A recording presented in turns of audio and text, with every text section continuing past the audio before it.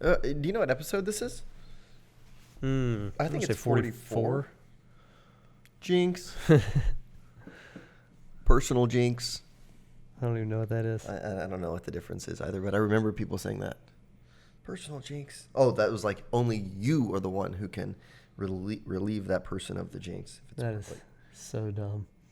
I'm Steven. And I'm Kevin. Today's episode of the Steven and Kevin Show. We're going to talk about extreme sales incentives and advice for the career change advisor.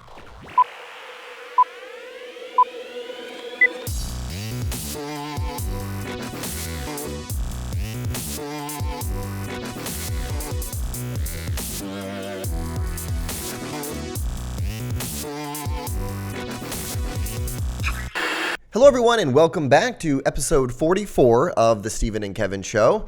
Today, we're going to be talking about some advice for the career change advisor, which was actually a question from our audience.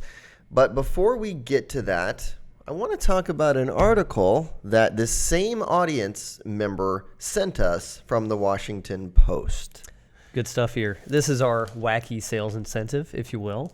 Extreme. This is interesting here. So, the article here is in the Washington Post. It's actually from November, and the headline is, "A Chinese firm makes its employees eat worms if they don't meet their sales targets." And this is real. So according to this report on a Chinese news site, a leader of the sales group called out the names of about a half a dozen employees who had not achieved their sales goals at a public event and then made them swallow live worms. Isn't that extreme? You've seen one too many episodes of Fear Factor. Is that what it is? Yeah, that is funny. That is exactly a Fear Factor kind of thing.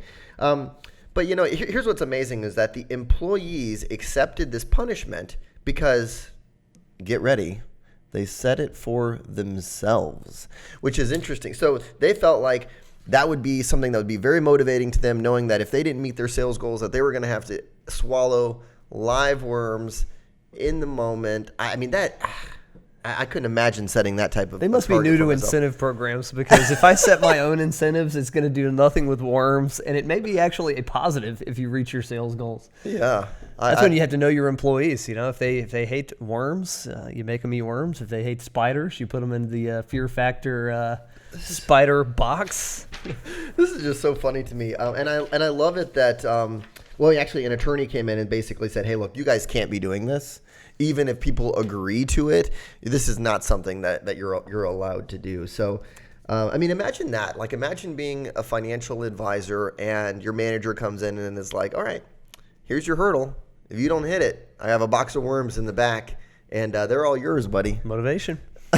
So, hey, whatever works. Thanks for that submission. I'd like to see their metrics. Do you think we got some rainmakers over there, I Kevin? mean, what if it really worked? What if it was just like this amazing thing and like the employees, the company took off and sales were fantastic because of this whole worm eating incentive? I surely hope that the American or Canadian culture don't move in that direction to where it's like extreme punishments for not meeting your metrics. Hey, shifting gears. Let's talk about real-world helpful advice here. Okay.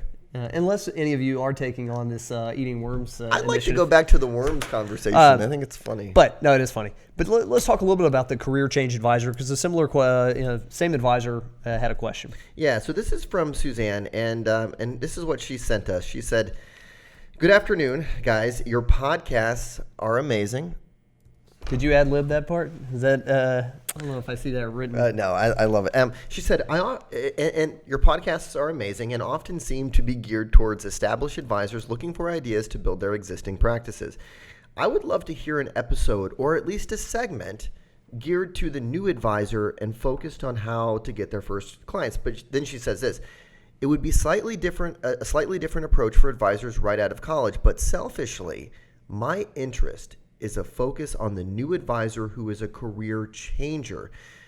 And so in my case, she practiced law, is what she said. So she was an attorney for had a career as an attorney and then changed careers and now is a financial advisor and wants some advice. Great question, Suzanne. Thank you so much for submitting it.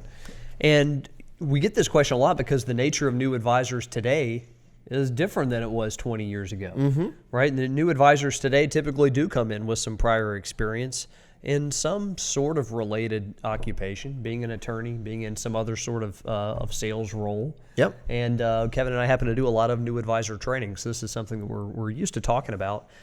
So we look at this in a couple of different wavelengths, and this is what we're going to walk you through today.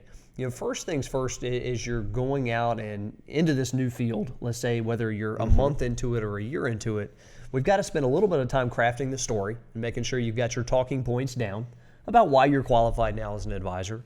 And second, we're going to address how to go out and reach out to some of those former contacts and make the case that, yeah, they used to know you as an attorney, but now they ought to look at you as a legitimate financial advisor that they ought to consider. Yeah, absolutely. So we're going to start with the first section here, which is we're titling it "Developing a Bridge." So kind of bridging the gap between why you moved careers in the first place, because quite frankly, for like Suzanne as an example, and let's say she wants to reach out to some of her former attorney colleagues, right? They might be thinking in the back of their mind, "Oh, Suzanne couldn't hack it as an attorney. Well, she couldn't. Why did she move in the first place?" And you need to have a compelling story, compelling reason as to why you did this. And even if they knew there was a great legitimate reason why you wanted to move careers, they still may be thinking of you as a newbie in that profession, not somebody that we should be really considering with all the options that we have right now as a financial advisor. Why should I consider Suzanne? She's new to this. She couldn't have had more than a year of training because she just left our firm. So why her? Yep. And that's why, first things first, talking about developing a bridge, why that's so important, to be able to think of what is your connection to this industry. We had a workshop a while back. Kevin and I were delivering a workshop to a bunch of new advisors. And we had one of the participants, we were reading their LinkedIn profile, and they were bragging on the length of time, the amount of experience they have as a financial advisor. And how long was it, Kevin? It was like 6 months or something. I have been an advisor for the last 6 months and working hard for my clients. And I think you made a joke with them that they probably have to update that every month. So now absolutely. It's 7 months. Now it's 8 months. Got to capture that extra month or two there. So we're trying to steer clear of bragging on your own specific abilities right now and your experience as an advisor, because frankly, if you're newer to the business, you don't have a lot of that. Yeah. And that's okay. So we're trying to pull from other areas to credibilize yourself, and we'll give you a few examples of that. Yeah. So here's one example, and this one is not on this list, but this is actually a real world example of an advisor who reached out to us a couple weeks ago, who wanted help crafting his LinkedIn profile. And by the way, this is not all about your LinkedIn profile, but he needed this compelling story, and he used to be in the tech industry, and so as we were working with him on it, we came up with this kind of. Not came up with, but we were able to pull out of him why he made the transition. So for him, he had a really successful career in the tech industry. He got to a point in his career where he needed financial advice, and in particular, he wanted to build a financial plan. He went out and looked at the different vendors and options that he had available, and he really couldn't find anything that he wanted. He wanted to work with anyone or any particular firm. So he decided, I'm going to do that myself. So he built his own financial plan, and through that process, totally fell in love with it, and decided that, hey, I have a passion for this, and I want to do this. So then he decided to switch careers, and so like for him, the whole process of building his own financial plan and realizing that he didn't feel like that there were adequate options available to go into the level of detail and comprehensiveness that he was looking for. I thought was that's his compelling story. That's his reason for moving. So when he was going back to those other friends, and colleagues in the tech industry, that's what he was telling them. Right. People who are generally on the same wavelength as far as wanting detail in a financial plan. Exactly. So when I hear that story, I'm not thinking this guy's a relative newbie. I'm thinking, well, he's coming out with something that's different and better than what the other folks have. That's right. It's a good story. Yep. And we've heard other people use that as their bridge before. Their prior experience in working with an advisor or looking for an advisor. There's a top 10 advisor at a major firm, and her rationale for getting into the business originally back when she got in was that she had met with their family's financial advisor and didn't care for it. He wasn't talking to her. He was talking to her husband. She was the breadwinner. It just there wasn't a connection. And she said, screw this. I can do your job, basically, and got into it. So we'll read off a few others that you might consider. Everybody out there has a bridge. If you're newer to this profession, there is something in your past, whether professionally or personally, that leads you to become a good advisor, right? We just have to pull that out, as Kevin said, and figure out what's your story. Number one. Yep. Are there unique financial issues in your previous industry that only an insider would know? Mm-hmm. So when this gentleman's calling back to his colleagues, he's able to let them know, number one, I know our company and our benefits really well. I used to work there. Number two, I know some of the financial challenges that people in our industry face. Exactly. So I'm able to bridge these two worlds together. The next one we had here was what instilled your passion about personal finance, and that was kind of that story that we just mentioned. That instilled the passion with him. What was your prior experience in working with a financial advisor? That's your both story. Good or bad. You know, if you had a great experience and it ignited your passion for this industry, that's a great one to share as well. Do you have relevant skills from your prior career or job? So obviously, like if you're working in an industry where part of what your roles and responsibilities were pertaining to finance, I think that's a pretty easy segue. Right. Yep. Yeah, right. People see it as a major leap because I've gone from being an internal accountant at XYZ firm, and now I'm a financial advisor, but there's so much overlap, and you can draw a connection. I mean, we've made the analogy before of the great connection between a solid burrito and a financial plan.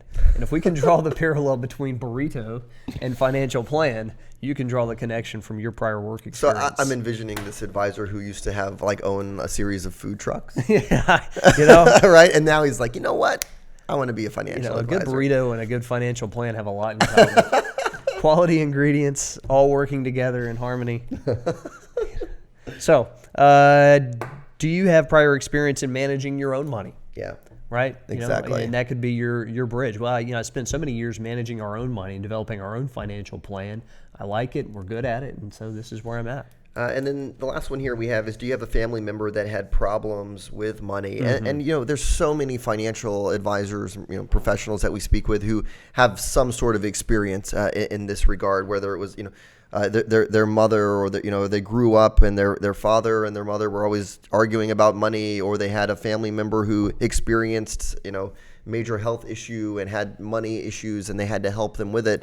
I mean, that again is, that's your reasoning and your compelling story for why you're doing what you're doing. Right. So step number one here, developing a bridge is important. Kevin mentioned your LinkedIn summary. Certainly it's great to put some of this information in there, but also more importantly, we're talking about using it verbally. I think so. Yeah. I mean, the core of what we're talking about today is when you're reaching out to prior work contacts, or you're reaching out to friends who might have known you as being an attorney more so than an advisor, or what have you. And you're making the case. Yeah, you're making the case. So good stuff. So step one. Yeah, step one. And we've got to be good at this. We've got to make sure we go through it enough to where it seems legit. It's not, it's not something that comes across as scripted. It's not something that comes across as embellished, because the people you're reaching out to with this approach to tell this story know you better than anybody. Yeah. It's got to be real. Yeah. So it's got to be real, but then you got to spend some time crafting it so that it's compelling and interesting, right? So that it's not just like,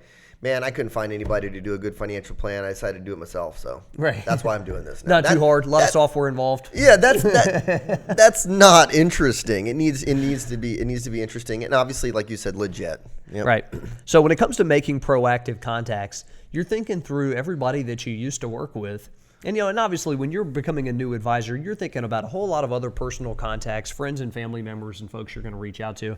But for a moment here, we're going to focus on some of those prior work contacts, other law partners you might have had, other people in your department or your company or your industry, and talk about who it should be first and then how to reach out to them. Yeah, so obviously former colleagues is a big one. Former clients and vendors from your previous career. That's another one, because a lot of times you build relationships with those people through that process. Just other professionals in the same industry.